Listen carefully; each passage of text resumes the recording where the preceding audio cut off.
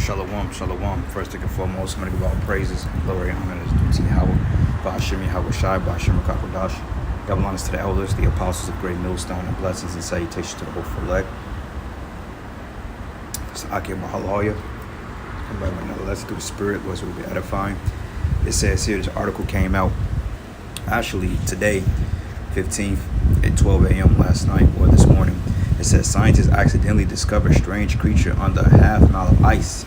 I'm thinking it's the Leviathan because some information came out a couple of months ago. I believe back in Antarctica somewhere that they saw like this dragon-like creature with these scales on it.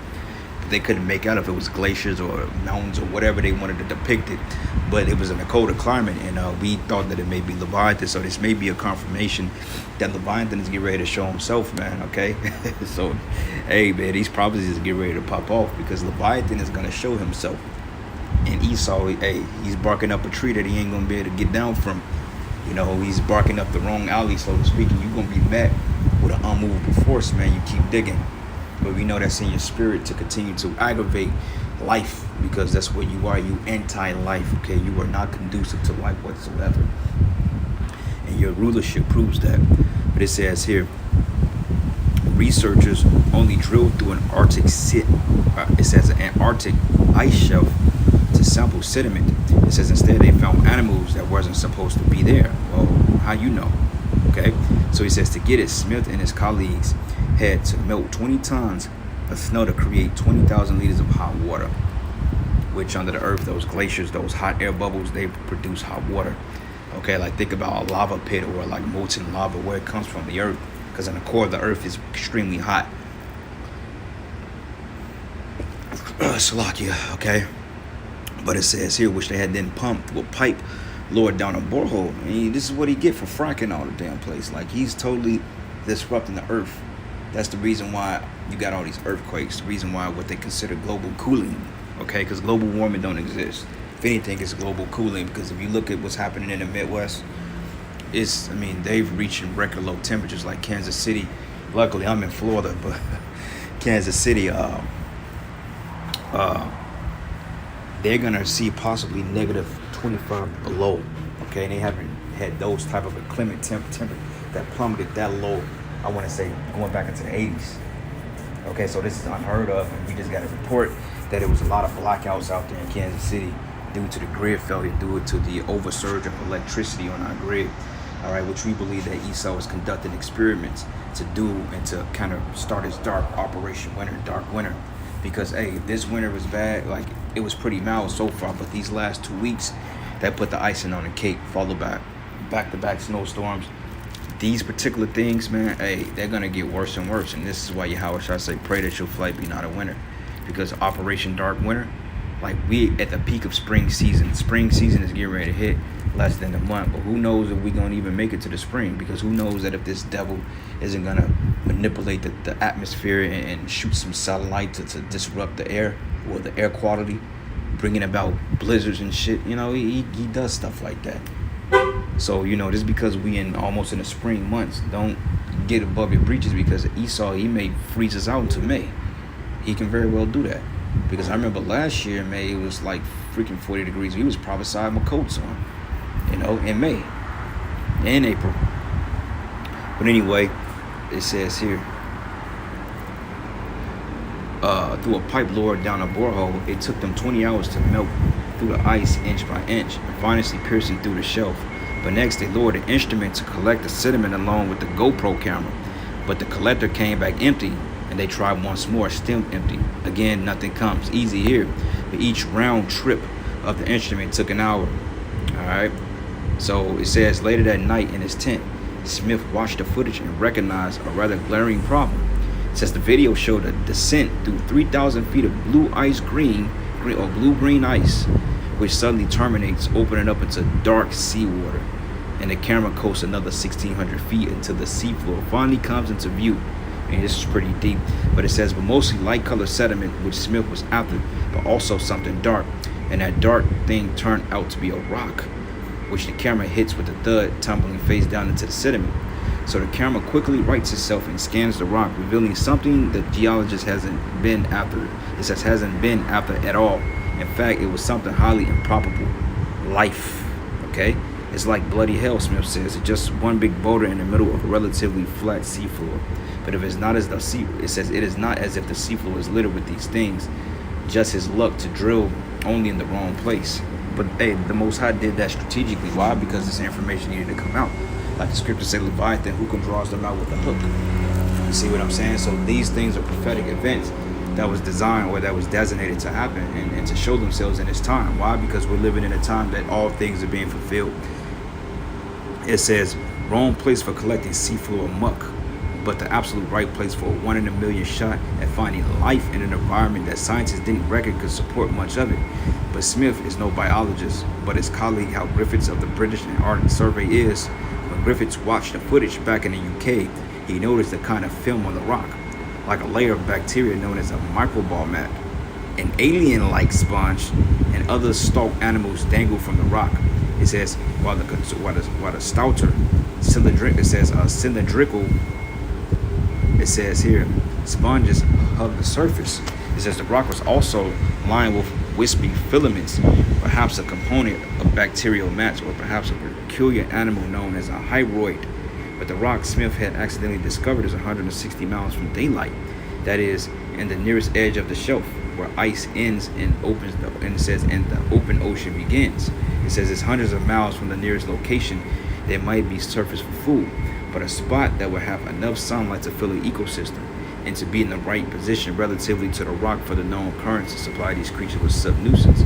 It says not to tell life its business, but it's got no right being here. Like, who the hell are you? It says it's not the most exciting looking rock, but if you don't know where it is, says Griffith, the lead author of a new study published the Journals of Frontliners in Marine Sciences. But it says since you do know, then it means that your jaws may be somewhere near the floor right now. All right. But the thing of it is, man, they're talking about it's a particular creature. So that can very well be Leviathan. You see?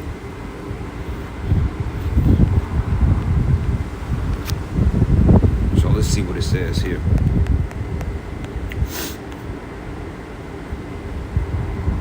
Yep, it says strange creatures. Okay, we know that the Leviathan is a species of it. Okay, but it says strange creatures. My bad. I thought it said creature, but creatures. But nonetheless, the Most High have new beasts. Matter of fact, let's get this real quick.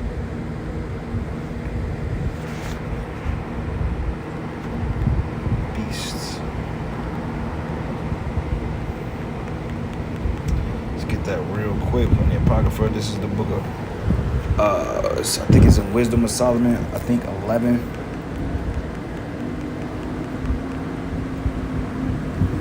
Yep. Wisdom of Solomon.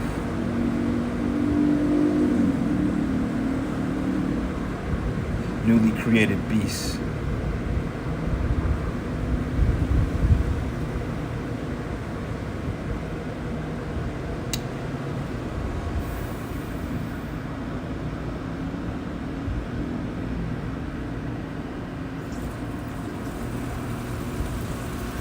Hold on, let me find it real quick, brothers.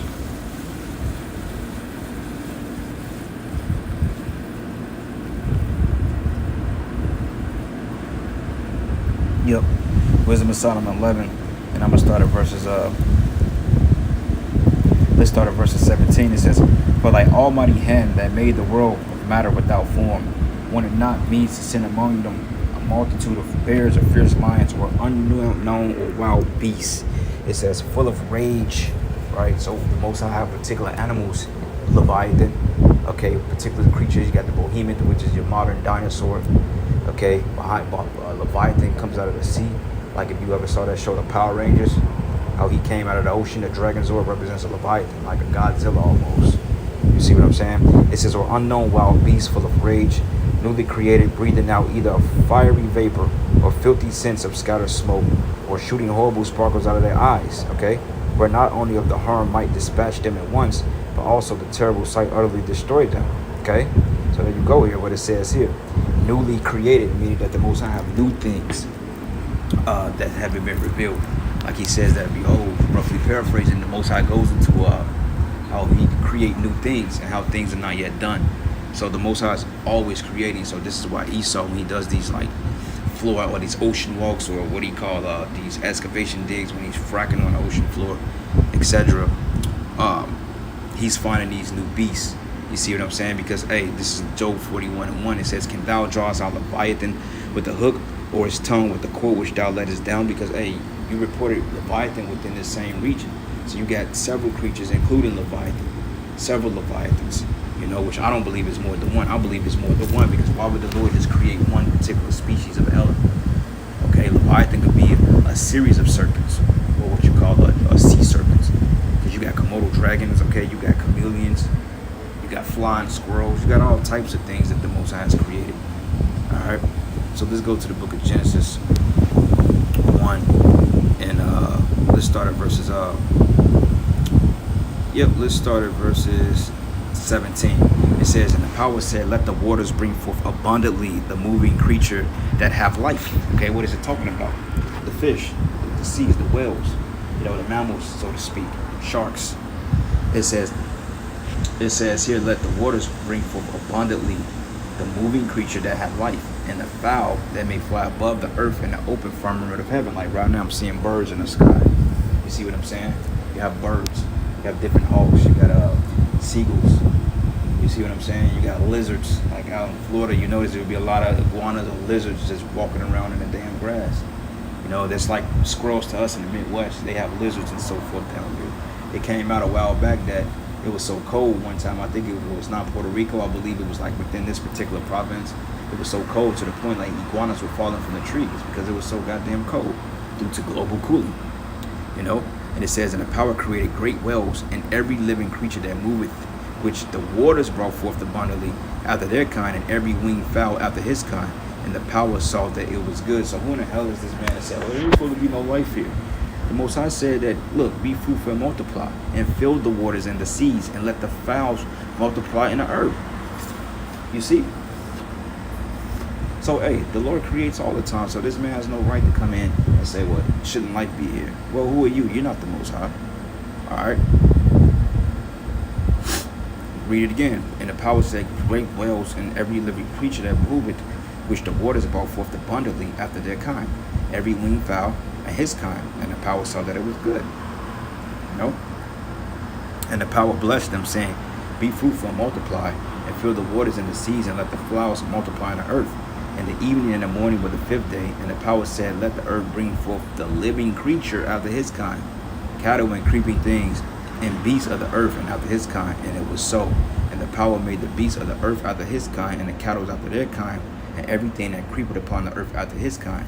And the power saw that it was good." Okay? So here we are. Fast forward, case in point.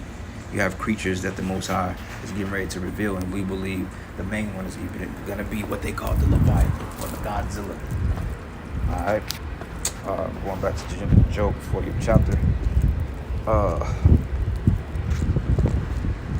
Job 41. And it says here, "Can thou draw out Leviathan with a hook, or his tongue with the cord which thou lettest down? Or can thou put a hook into his nose, or bore his jaw with a thorn? Will he make many supplications to thee, and will he speak soft words with thee? Or will he make a covenant with thee, and wilt thou take him for a servant forever? Or wilt thou play with him as with a bird? Or wilt thou bind him for thy maidens? And shall the companions make a banquet of him, so that they shall part him among the merchants?" Right? You ain't going to eat him. You're not going to catch him. You're not going to be in agreement with him. You're not going to catch him. Okay? This is set up for the judgment of you devils. "As it can thou fill the skin with barbed irons, or his head with fish spears?" Okay?